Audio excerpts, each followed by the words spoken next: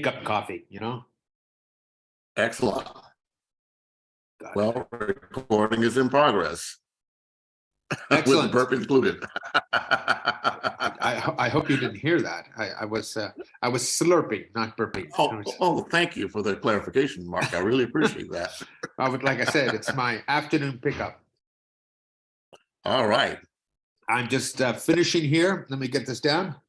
All right. I've lived all my life being told that, you know, that coffee wasn't a good thing, and now everybody's saying it's actually quite good for you. Either way, I think you enjoy it. Yeah, well, it's and sort of intuitively, I've always found it useful. Yeah, I mean, I think it's important. What I'm doing now is that I'm waking up in the morning and I'm passing at least 12 hours for every 24 hours without eating, and it's often extended easily to 14 and 16 hours. And the only thing that is in the morning I have is a black coffee. Okay. And I really notice my ability to focus, my energy levels go up. I mean, you know, we really are affected by our culture in many very profound ways that are not necessary, you know, that go way back in time. And that's including, you know, where money arose, that whole quagmire of when humanity decided that it was going to take charge of its destiny, so to speak. Well, I think that's a good place to start with an introduction, Mark, because we have people that know who we are. So I did share the last week's blurb. I think I did share this so that people kind of get an idea. We're going to follow up where we start from. Sure. But there are new people here, so please take this moment and introduce yourself. Well, let me do this. I'm Andrew Williams Jr., and this is Wednesdays with Conversation with Marc Gauvin. And Mark is joining us here, and my phone is ringing. So Mark, you introduce yourself. Let me get my phone. Go right ahead. All right. My name is Marc Gauvin. I am largely responsible for the Bibo Currency Project, as well as the subsequent money, the MSTA, Money Systems Transparency Alliance. And basically our whole focus is to recognize that money is really not an inert system that depends on how people use it, that makes the difference of whether good or bad is done, but that it is a system that has, that depending on how we configure it and how we design it, can be active on its own, and that inherent activity of the money system itself over time will affect our behavior. And if the money system itself is unstable, then it'll destabilize our behavior too.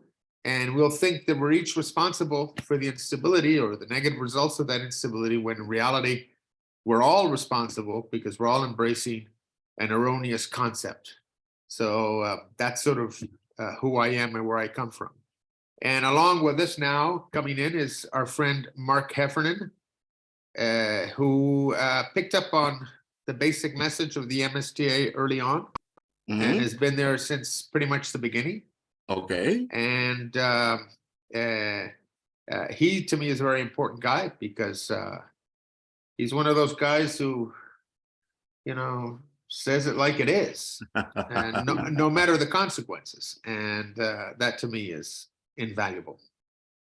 Agreed. Now, Mark is just joining us now. He's trying to connect with his audio, but Marc Gauvin, let me let you know that I'm one of those what next guys. So I know that you mentioned that you had put together a business plan and you were looking forward to making sure that you were able to get it off the ground. But maybe we could talk about that next time. Mark Heffernan, how are you today, sir? Hi, Mark. Can you hear us? Mark, can you hear us? Yeah, he can see us. Can you see us? Hello, Mark. Hello. Can you hear us? Yeah, we hear you now. There. Good morning, good afternoon, good evening. Excellent. Good day. Good day. Thanks for joining us, Mark. I'm Andrew Williams Jr. Thanks for joining us. For the past several Wednesdays, I'm making available on my platform. This is live streaming now on Facebook. Also, I'm posting it on a couple of other places. So it's wnlive.net. But Mark, the idea is that we're going to tackle this topic that Marc Gauvin has in mind. He invited you here, so please introduce yourself and let's take it from there. I'll turn it over to you guys. Well, I met Mark. My name is Mark Heffernan. I live in Wisconsin. And I Okay. met Mark through Facebook on dialogue chats having to do with monetary reform. And I've studied a lot of monetary systems questions. And it seems to me that the answer to the question brought by most everybody else has to do with some maintenance of the preservation of the existing thought process about money. And Mark's approach to this is completely different because it says, wait a minute, what if we're thinking about money wrong? What if we're just as wrong about this as we might have been about the Earth being the center of the solar system? It's truly that different in terms of when you look at the answers, supposed answers that are provided by people that are offering solutions, they're not really offering a change in the thought process about money itself. So it's really serious to question how this topic is approached, because if we're approaching the topic from the standpoint of a misguided and misunderstood paradigm, we're not going to get out of this. Mhm. Well put. You know, it's in a way, you know, there are people who bump into each other in the dark and say, "Oh, I'm looking for a light switch." You know, I wish the light was on. Boy, it's dark, right? And then and then other people bump into each other and say, "Do you have any idea where the light switch might be?" You know, it's a subtle difference. You know, both are looking for light, but one realizes there's a switch, and the others just are concerned with the darkness or the lack of light. So lately, we're trying to sort of raise the bar, so to speak, of interacting with us by challenging people to a very simple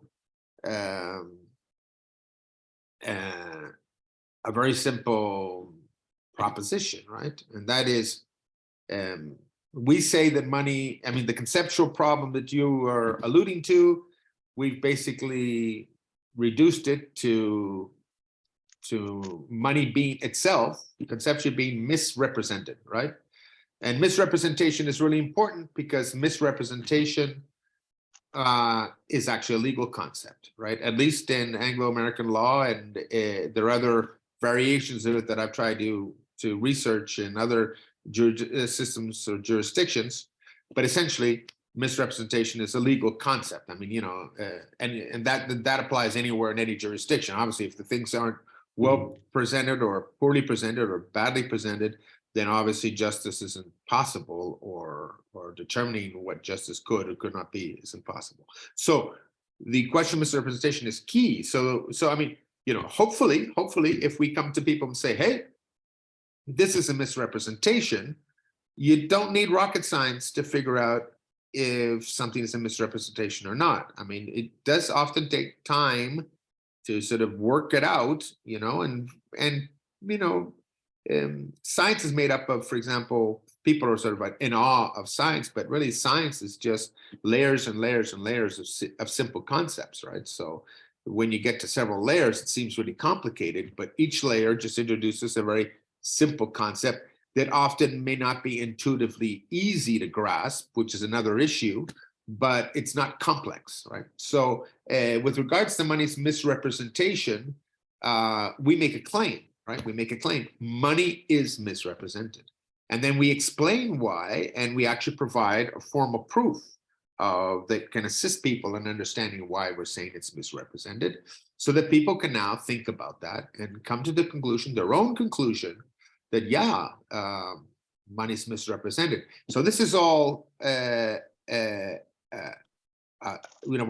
is apart from the fact that the experts, economists and financial experts, etc., have not provided a formal definition that's commensurate with using units of money in all this complex math, which they're using to impose imperatives on everyone.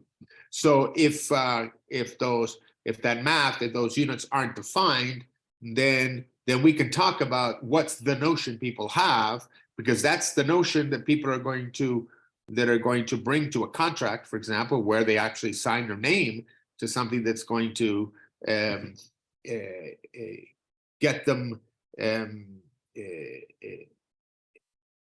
a situation where they're forced or where they have to accept imperatives. So if we have this idea and we say that this notion of money that we're using is misrepresented, the basic question is it or isn't it, right? And if it is, right, what are the consequences? And so the next step is say, okay, well, I didn't know, I never thought, I've always used money because that's, I have no idea. I mean, I just thought somebody did their homework somewhere and it's okay, and that's just the way things are, but now you're bringing this up, so now I don't know if it's misrepresented or not, but I have to make a decision, or do I not? That's the question. I mean, if I come up to you and I tell you, hey, this is a misrepresentation, if I'm screaming fire in a theater where there's no fire, then you can come back at me and say, hey, what are you doing? You're wasting my time and whatever. And if I make an alarm to the world that money's misrepresented and it turns out that it isn't, then, and I convince people that it is, then there's a legal action against me, right? Because I'm creating confusion, I'm whatever. Of course, I'm kind of protected because the experts didn't give me a definition. So, a formal definition is what I'm requiring. So, but anyhow, so the question is, it is or it isn't. And what responsibility do you think, Mark, that brings upon someone who's confronted with that? Well, the question about where we are as a society and having a claim that we are trying to operate on the basis of truth, and the truth is not maybe not that obvious, but having pointed it out that money cannot be the two things that it claims to be at the same time, a commodity and a representation of the value of other things, or a measure of the value of other things. If that's proved, and I believe that it's proved beyond a doubt, then there is a responsibility that the society has to address that truth. If we're claiming that we're a scientific based, or at least we use science a lot in our interactions with each other and as people, then we have to address that. We have to respond to that notion that maybe we've made a mistake here. But individually, as an individual, you have to do that, but societally as well. And there is no authority, if you use that term, there's no authority that can dismiss a truth just based on its own claim of authority. So if the authorities have no ability to dismiss this that has been said, then they have responsibilities as well. And I agree, but what? Yeah. My question to both of you, Marks, right? One, Marc Gauvin, you mentioned individually. Mark Hefferty mentioned society. We have 5 corporations that control 95% of the world's media. So how do we connect the dots between the individual responsibility and the collective awareness, and how we can all do something about it? Or is there a way? Well, I think the it's a very difficult thing to do, especially if you're not particularly wealthy and therefore invested in the current paradigm. In other words, if you've got all sorts of contracts and, take some billionaire who wants to do good in the world, but then he looks around him and he says, oh my God, I can't discuss the money thing because my whole existence is nailed to the floor on these Right. beliefs. And if I Right. challenge that, then I'm in a, really weird kind of situation. Unless, of course, I really, really deeply understand what I'm doing. And I also understand what we are proposing, that the outcome of solving this misrepresentation is harmless to anybody, no matter their financial status.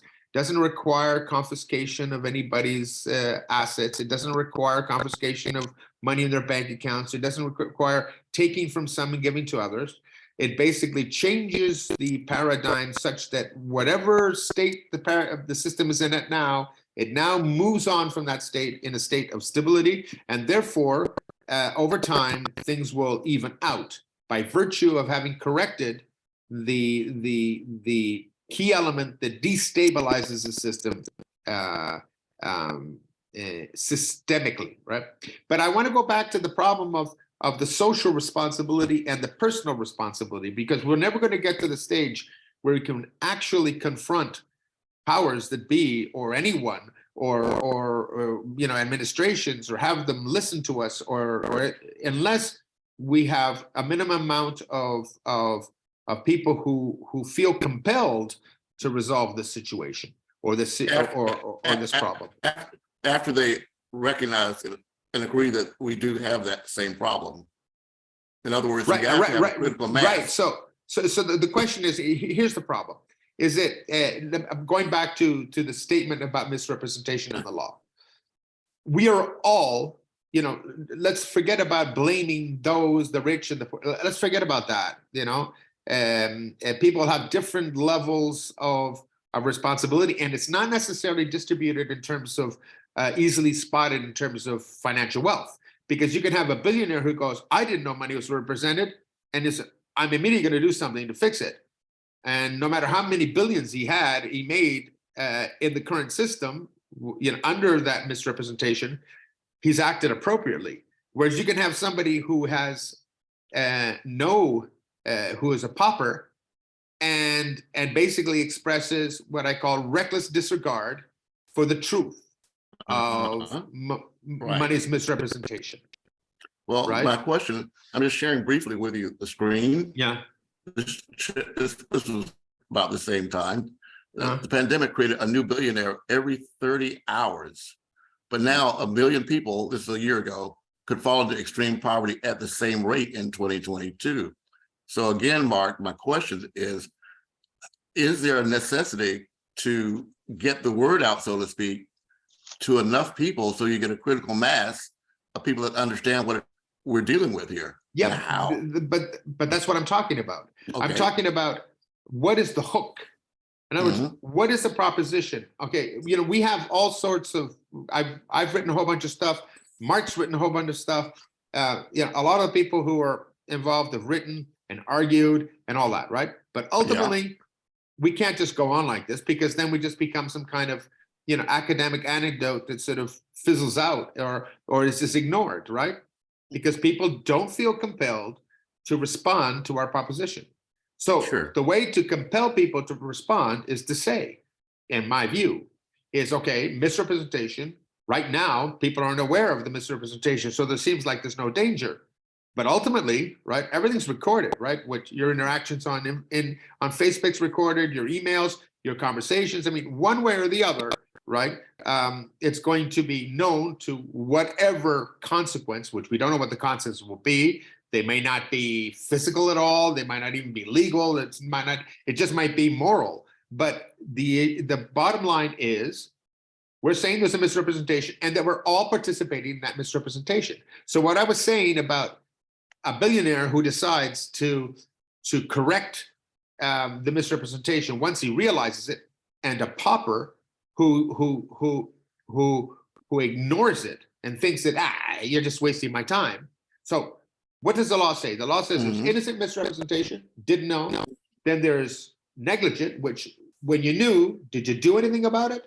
Or were you negligent, right? And or are you a person of a certain responsibility that should have known? So I put the economists and the financial experts in that second category. They're negligent at least. The vast majority of people are innocent because it's never occurred to them that money is misrepresented or what that means, right?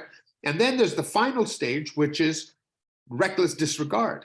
So if people have a reckless disregard for the proposition that money is misrepresented as it's used every day, and we have to remember all the time that we're all using it every day under the notion that money can be the two things that we say is a misrepresentation. That's both a measure of value and a article of trade or a commodity.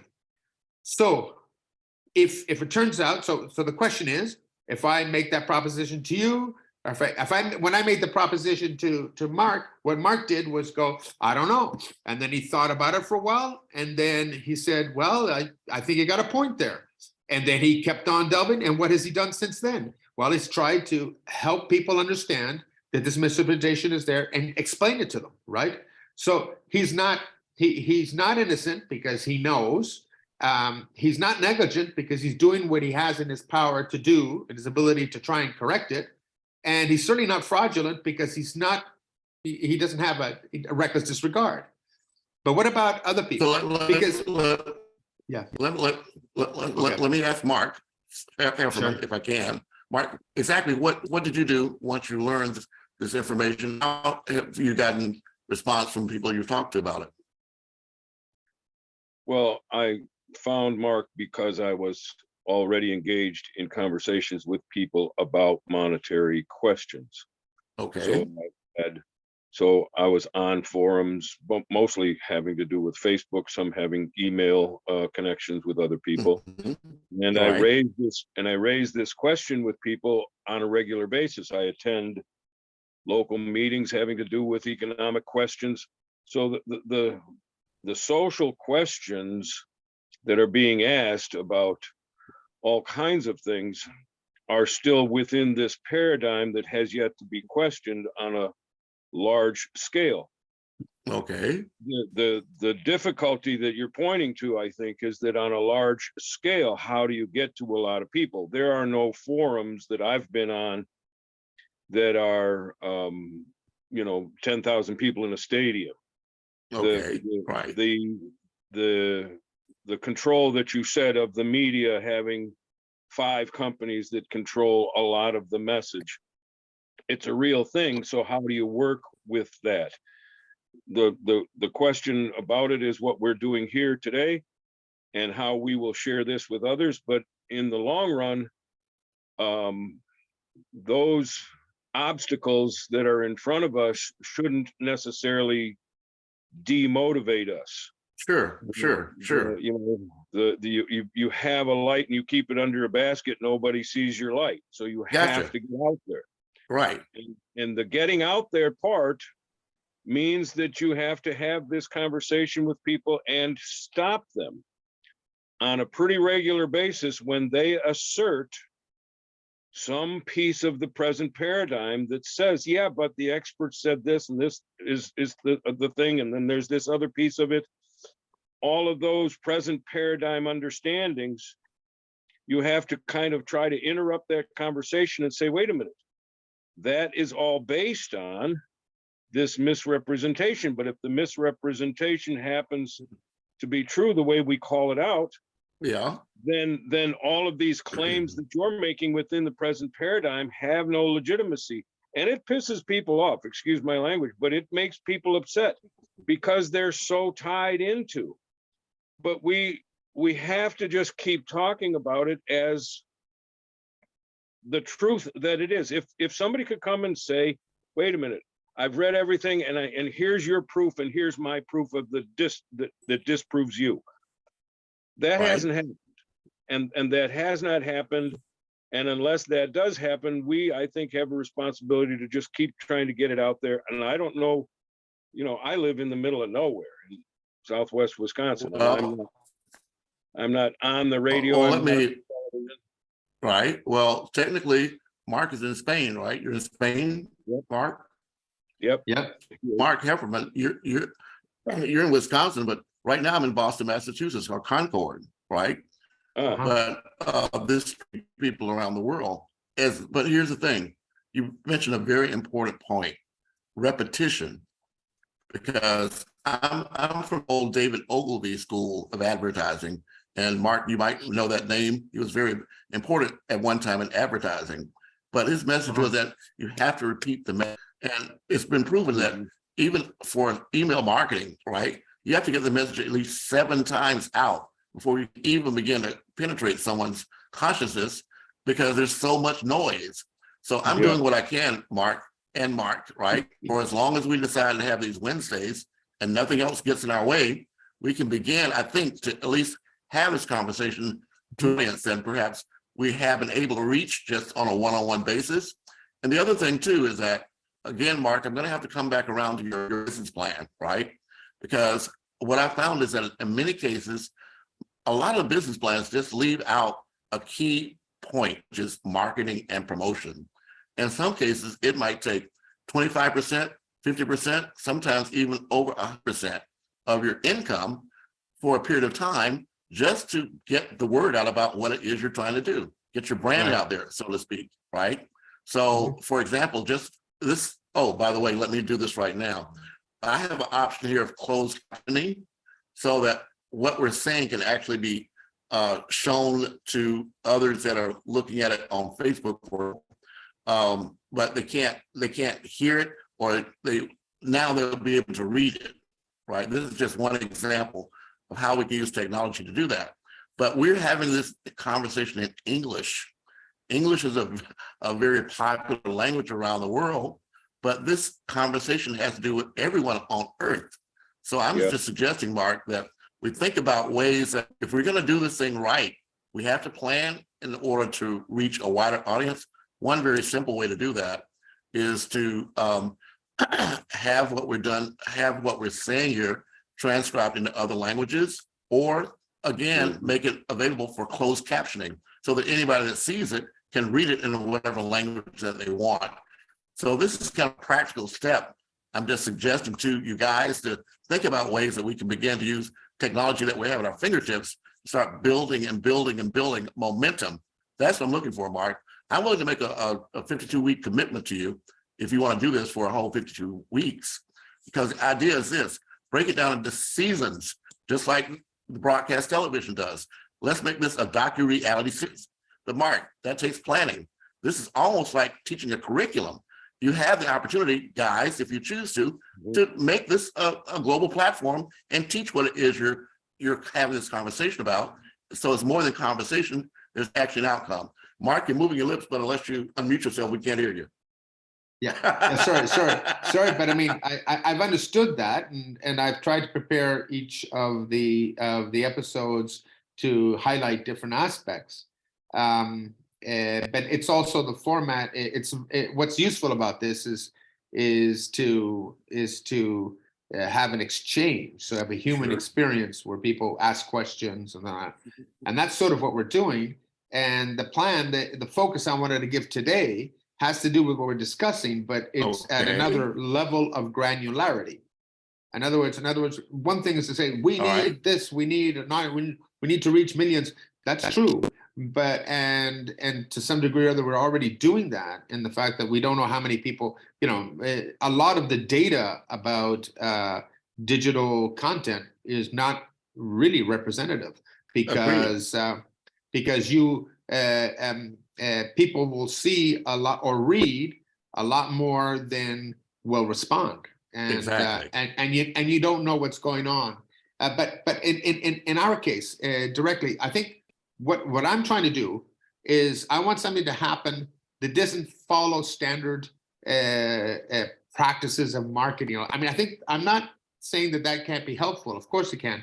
But what I'm trying to say is that I don't want it to be dependent on the typical thing where the movement that we're trying to get started depends on the investment, because then you get the problem of having to marry the hand that feeds you. And that has been the standard way to basically divert proposals or divert initiatives from their actual goal. So, and the other thing is that, oh, you have to change your message so that it suits the public. Well, if your message is grounded in truth, then it's the public that has to adhere to it. I know that seems dogmatic, but that's the fact of the matter. So we're not talking about some kind of, anyway, all of this comes down to one thing, and that is the funnel, right? Question number one, is money misrepresented? Yes or no? As we all use it. So Yes. The first person who was confronted with that says, oh my God, if it's misrepresented, are you saying that I misrepresent things? I say, well, the law says you can do it unknowingly or unwittingly, and therefore you're innocent in the sense you didn't know. But now I'm telling you, so I'm kicking that innocent thing from underneath you. Now you're left with two other levels, negligent or fraudulent. And that is that if you want to deny it without any reason and or pretend it doesn't matter or ignore it, then you're demonstrating fraudulence, because what you're doing is basically you're saying that money misrepresentation, you're having a reckless disregard, because we all know that money has a big impact on everybody's lives and determines so many things about society that we can't, just think it's irrelevant. So the question is money, as we use the thing, misrepresented? Yes or no? And if it is, what are you going to do about it? And what is required of you? And of course, that's we're not asking people to sell their homes and give the money to a guru. What we're simply saying is that have the human decency to say, I think this is an important issue and I want to know what the outcome is. That's all we want. We want a thumbs up for anybody who's making an effort to fix the money system, right? And in terms of the misrepresentation, because if we all can agree, and if logic and reason dictates that, yes, we're all partaking in this misrepresentation when we use money under that notion, right? Then if we all can agree on that, then we should all be wanting to solve it. And then when we read our resolutions, so maybe, I'll go to the resolutions later, but when we read our resolutions, we set it out very clearly. It's pretty much one page. A lot of the stuff, you can read it in the summary level without having to get into all the details, or you can get to the details, and there are links and everything to support what we say. But basically, that resolution is to say, I'm for it or I'm not.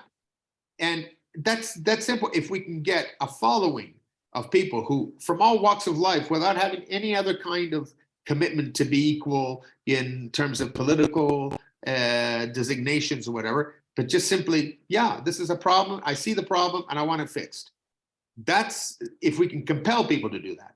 And the only way I can think of compelling people is the fact that whether they like it or not, or as the Bible said, we're all born in sin, right? And maybe that's what was meant originally. We're born in sin, and we're all born into this insane system, and they got to forgive each other, and we have to fix it. What do you think, Mark? Well, I think that the way that we find allegiance is to keep presenting this idea and going to all these various factions in society that have already themselves awakened to the notion that we don't like what's going on. And when you can connect the dots then with, well, okay, so what's going on? The power dynamics are based on this. The political dynamics are based on this. The economic dynamics are based on this.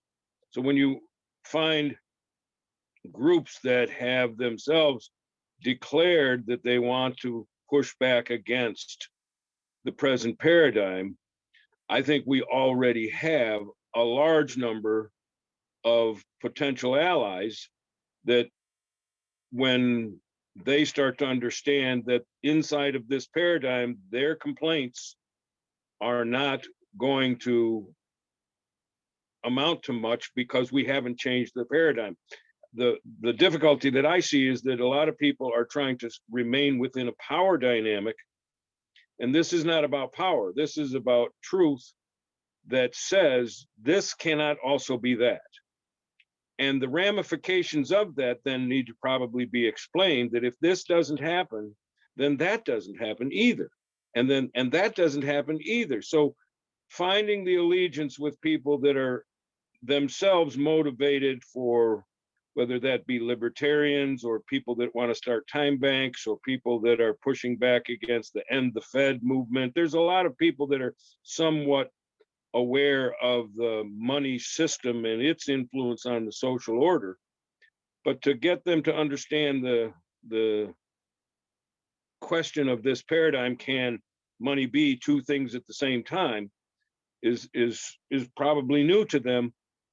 But I don't think that we're actually short on the potential for finding allies. It's just a matter of getting to the piece of the message that they have and then adding this to it if they will be receptive to the fact that, oh, well, if I'm really against power dynamics the way that they're practiced, then this part of it has to go away, because the misrepresentation actually affords people a hell of a lot of power that won't actually be there if that misrepresentation goes away.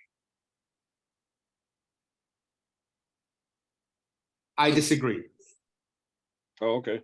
Come I with it. disagree that the misrepresentation gives power to anyone. Oh, Because the problem with that is that I know there's a delusion of power, but that's not power. Because anyone who tries to exercise, as we can see, anyone who tries to exercise power through money ends up getting their hand bitten, at least. And it doesn't work out, because you cannot, I mean, power, depends how you look at power, because we use the word power, I think, poorly. I think people use the word power to mean preservation of prerogative. So this guy has power because we got to do what he says, yes or yes. And that isn't power. And the guy who has that position of being able to determine what, to impose his will is not powerful, in the sense that he just simply has the ability to muck things up better than other people and more deeply, that's all. So true power is basically the ability to spend, I mean, in the scientific sense of the term, which I think is important to consider, is being able to spend energy over time, right? So if you want to get something, it's like the word control. If you have control, then you're able to get the result that you want. Not just a question of having prerogative over what happens, but also being able to actually articulate what you want.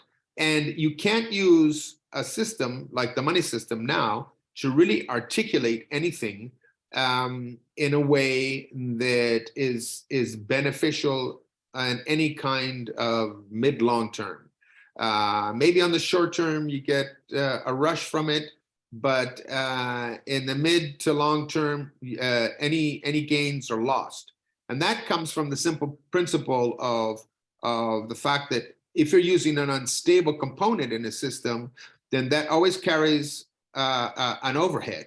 And you have to always subtract the overhead from any gain you get. So if you're completely blinded by the gain or performance that you think you're getting by using instability to achieve something, and you're forgetting about the overhead, then what happens is that suddenly you get what you wanted, and the performance maybe, but then the result isn't what you thought, because it's the performance plus all of the overhead that went along with that and all of the implications of that overhead.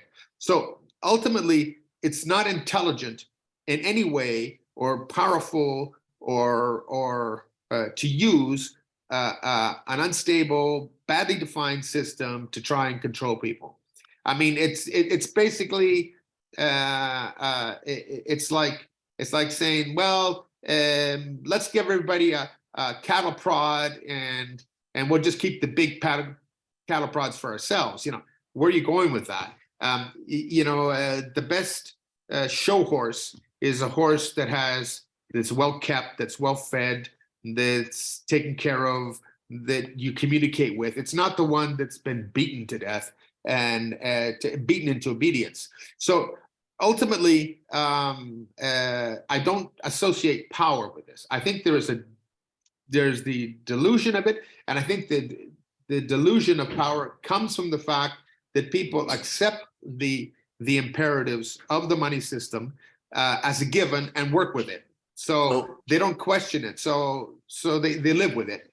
But I don't think it's a choice. And I don't think that the wealthy actually feel power. And in fact, the wealthier you are and the more money you have, if you want to maintain it, you have to end up cheating and doing things that are illegal. So for the next 20 minutes we have, how do you want to know what we have left? Mm-hmm. I would like to sort of test right now is this idea of we need to confront people. We need to be able to tell people, look, we've found this problem. It's not a political dogma. It's simply a logical problem. We're passing it on to you, and it affects everybody's lives. Well, can we invite them here? I mean, both Marks, you're already talking to people. Can we invite them here? Of course. I mean, of course we can do that. I mean, yeah, okay. So when you say what can we do, is like, what is the content going to be? Who's going to be?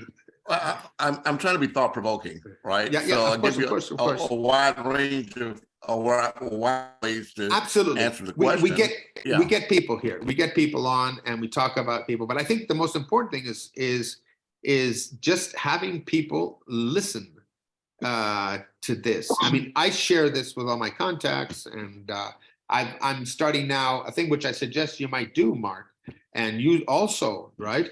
But I basically have asked people, there's the public, and then there are your friends and your family, right? And it's kind of important how well you communicate with them. And I sort of asked them, can you give me a 2-sentence summary of what our thesis is?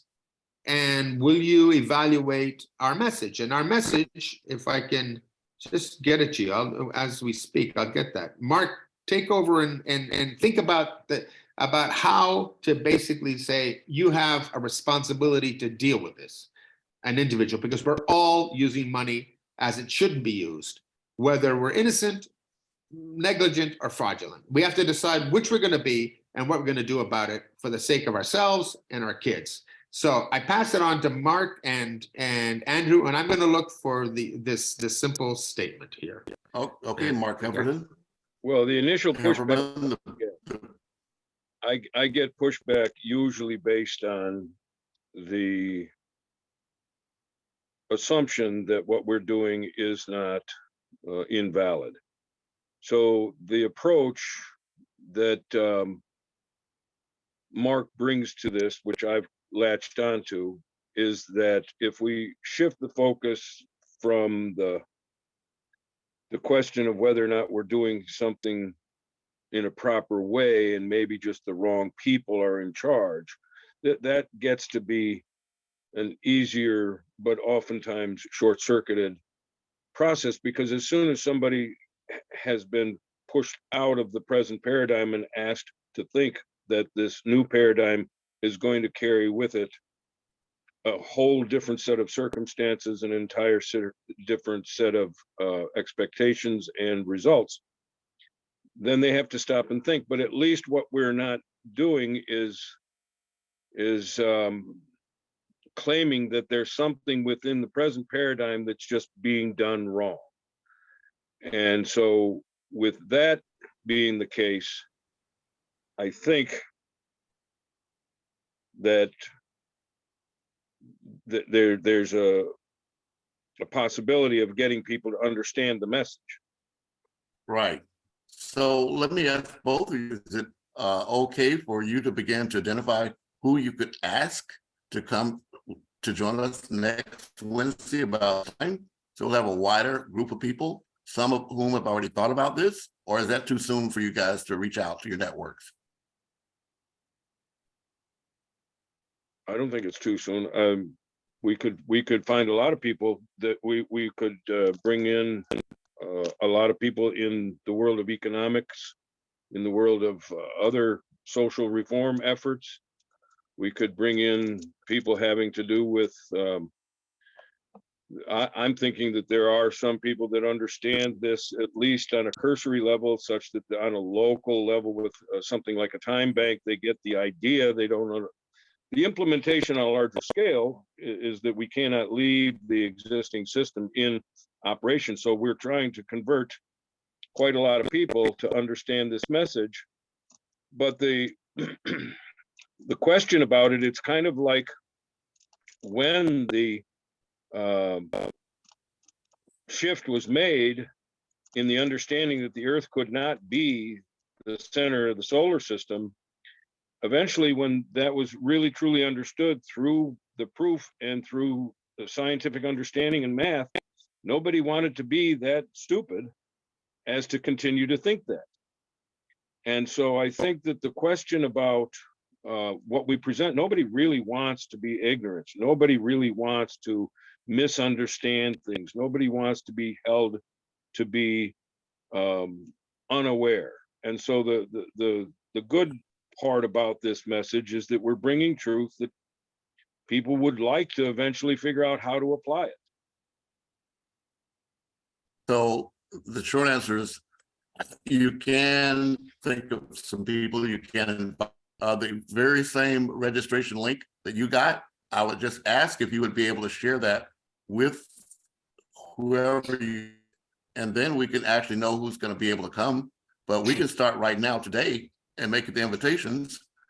And then Mark, that will give you an idea of who you'll have in the audience. And maybe even Mark, you could invite some other people that you have been involved with. I would really encourage you to do that. But the floor is yours, Mark, go ahead. Okay, but one of the fundamental things is that what I'm trying to avoid is, what I'm trying to get is to develop, I mean, if we're going to bring, if we're going to have a discussion like so many people have about this, where no matter what anybody says, it's of equal value, we have to respect everybody's opinion, and I respect everybody's opinion, but suddenly we've lost the focus. Then what we're talking about now is another, you know, I'm interested. It's so hard already to just get people to focus on what we're saying. To open the floor to discuss anything is to me kind of problematic, and that's what sort of happens. That's the standard way in which ideas or topics are derailed, is by basically any topic that's associated with anything else. Then you start to talk about the associations and not the topic, right? And then the associations have other associations, and then you're off topic again. And if anybody complains about this, oh no, but that's associated. So I mean, what we need is a discussion that's really focused. And what I'm interested in doing is having a discussion like we have with Dan and with a few people, maybe different people every week, like I'm having now with Mark, so he can explain, you know, where we have a focus. But what I'm interested in now is not discussing whether everything that we've already discussed and is available online for anybody to know. You know, I also have my own YouTube videos and all that. Not that they have any, I don't know what real dissemination they have, or what I say on Facebook, etc., or what Mark says, etc., and others. But what I really want to do is focus on this, what I've got here on the screen, which applies to you, and what are you going to do about it? This is what So here's the question. Okay. Oh, here's the question. The greatest systemic evil is money's misrepresentation. That's a claim. In other words, there's nothing that I mean, a misrepresentation is evil by definition. And if it's systemic, then hold on a second.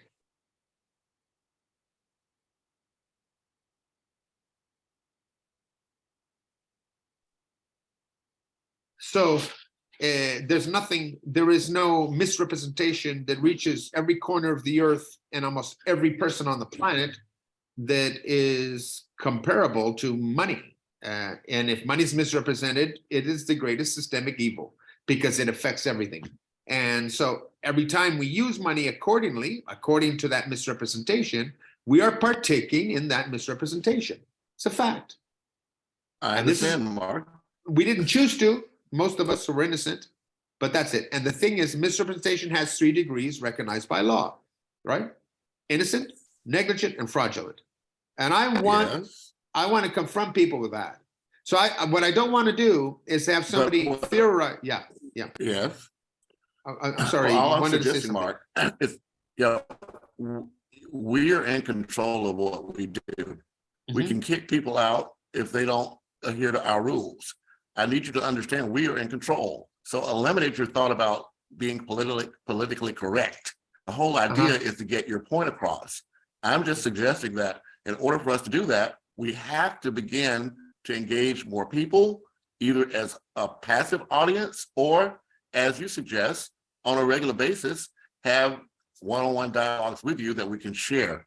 But even though you've got this stuff out there, Mark, this right now is my opportunity to provide to you what I can help you with, but you can either take advantage of it or not. But I'm offering to make it available to you. Only if you unmute yourself can we hear you. This background noise. Okay, Of no course, worries. of course, I agree. We know that already. That's already a given. What you're offering is a given, and we're doing that. We're doing it right now. The question is, what's the content going to be? What's the focus? Well, I'm saying that we can determine what the focus is going to be. Of course, I Determine know. what.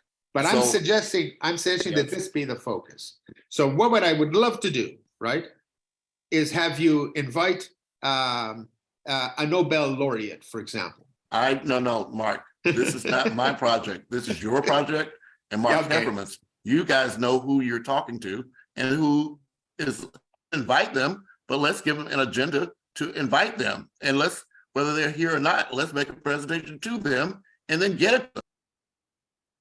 Okay, well, I think that's an interesting discussion. What I wanted to, I was thinking that this program today would be what we talk about, and that would be shared. But that's not enough. It's passive. Just like passive Bebo, this is Yeah. passive. We need to be aggressive. That means we have to have a plan, an action. Yeah, I We know, have to but the execute. planning, I wasn't expecting it to be online. Well, where In why other not? words, okay, sure, okay, we can do that. I mean, because it's a lot of details that maybe people don't want to listen to. I mean, it's They can tune out, but I need to hear it Yeah. if no one else does. And when I hear it, I don't want to try to repeat it to someone else third hand. I want to give it to them like I got it. okay. So what are you not getting that you can't use? What are you I- getting that you can't use, or what you're not getting that you can't use? I do get it. I get it so well. I believe other people will get it just the way I got it, but they need to hear it in order to get it. So Right. I'm just asking you to plan ahead so that you understand that we are recording this, right? So it's going to a place people can go back to the first one, they can go back to the second one, they go back to this one, they can go back in the future. I just kind of need you and Mark to think about a way for us to do what you want to get done, Mark. Which is what I was doing. What I wanted to talk about today, Yeah, what I wanted to talk about today was this. And now Okay. instead of talking about this, we're talking about how we can get it out to more people, which is a problem, of course, but it's not this problem. The problem is, I think that maybe, my question is whether this is the correct approach or not. well, the great news is, Mark, we do control. So you still have, let's take another half hour if you want to make sure you get what you want out. But I'm just saying to you Yeah. that let's be interactive with this, right? Understand Yeah. where I'm coming from. My thing is that I'm like Walter Cronkite, right? I'm looking for news that people can use. I want to know what and what's the rest of the story. All that's all. I need to engage our audience so they want to come back next week, Mark, and following weeks. So I just need you to help me help you help us. I have Well, a question. Yeah. do my best. Okay, Mark. Everman, you got a question? Go ahead, sir. My question with regard to who we put on the invite list. has it's gone round and round in my circles and in the circles that I know Mark travels, is that we are sometimes talking to academia, sometimes not, sometimes talking to politicians, sometimes not. Okay. The effort that we've been involved in to try and recruit people to the cause of the MSTA has been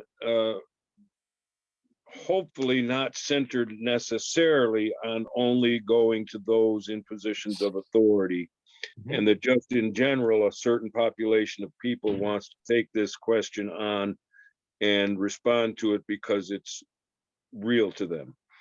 But in terms of the question of who to invite, I do think that there is a fair amount of academia that can be brought on outside of the circles of economics, because it seems to me that this whole question that Mark is raising with regard to, are you negligent or are you just unaware, the responsibility that I think exists in the academia is that too many departments of the universities have kind of just deferred to the economics department instead of challenging what the economics department says. So I think that there's a large amount of academia that needs to step up and question the legitimacies. Now you run into people that are publicized in this controlled media, and even they think that they're challenging the existing paradigm when they're not. But I think that if we're going to look for a list of invitees, we do have to invite people from academia, from lots of different places, though: sociology, anthropology, social studies, mathematics, philosophy. Sure. Those departments need to speak up. We have that time, we have that platform. But Mark, I'm going to turn it over to you for your presentation, and I'll be quiet. I'll be quiet. No, that's fine. It's fine. I'm going to put it this way. I understand why Mark said what he said, but it's sort of repeating in a way at a very, very sort of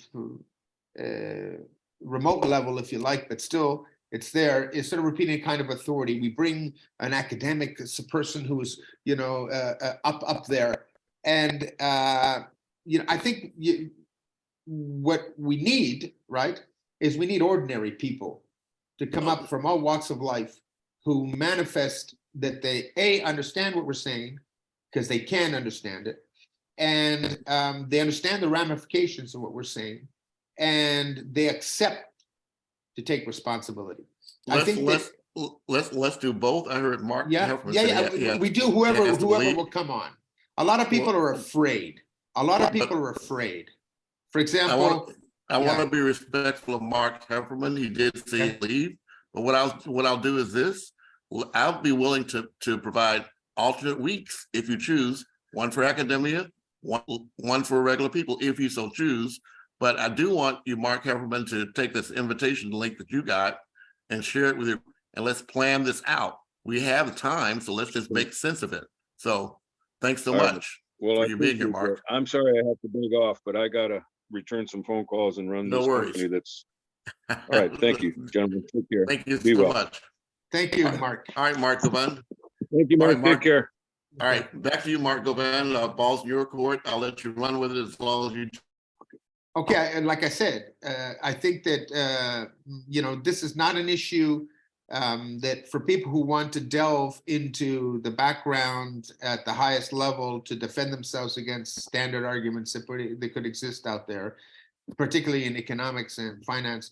The information is there, but I think that the real issue is for ordinary people to, not ordinary in the sense that I'm saying that people who have meaningful lives in their different domain, but are affected by money, to come on and express their view and what it means to them in their world is, to me, as or more important than going to the experts, because the experts are all kind of in a sense a lot of the people who are at the top in the current system are kind of invested in it, and they're complicit in maintaining it.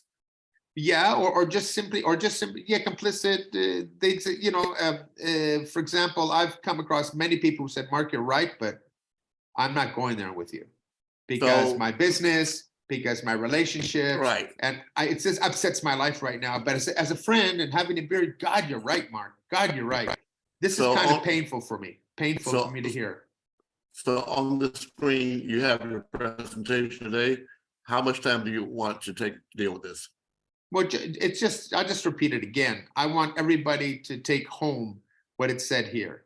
I mean, the greatest systemic evil in history has been money, because money's been behind wars. It's been behind, environmental destruction. It's behind abuse. It's behind slavery. It's behind all of the evils that we decry. They can only exist on a systemic and persistent level if there's something, if money or its equivalent is present as a kind of, systemic means of influencing other people, right? The thing is that the influence is so negative that society or the environment or other things sort of absorb it. And it's like an abuse that if you do it to a person, they can't take it. But if you do it to populace, they'll be able to survive. They can even adapt to being abused and all that. But anyway, all of the things we're discussing have this element of money, and money's misrepresented. So, and it's misrepresented in our lives. And so the question is, if we say to you money's misrepresented, are you going to go straight to displaying reckless disregard and say, I don't care, I don't want to hear about it? But I'm saying it's misrepresented, and money is really important in everyone's lives. So, if it's misrepresented, that's serious stuff. You can't just recklessly disregard it, right? And so otherwise, you have to think about whether I didn't know, and now you know. And if you now know, what are you going to do about it? Or are you going to be negligent? Or you can say, I'm not negligent. I can't do it. I can't handle it. And that's understandable. I'm coerced. I'm in a bad situation. I got to get the rent next month. I can't talk to you about this. And I understand that too. So what I'm saying, can you at least take 10 minutes of your life and say, my God, he's right or he's wrong? And if you're saying to say it's, and if you think it's wrong, then prove it's wrong. But if you can't say this, I got to think about this, and I have to vote yes or no to fixing money's misrepresentation. Well, so that's my message. This is exactly where we started. So, Mark, we've come a long way, and here we are again. So, I've got another appointment myself, but I'll be here next Wednesday, and let's do it again. I love you so much. I'll talk to you then, brother. Likewise. Thank you very much. Take care. Bye-bye. All right. Have a good day. Sure thing. Bye-bye.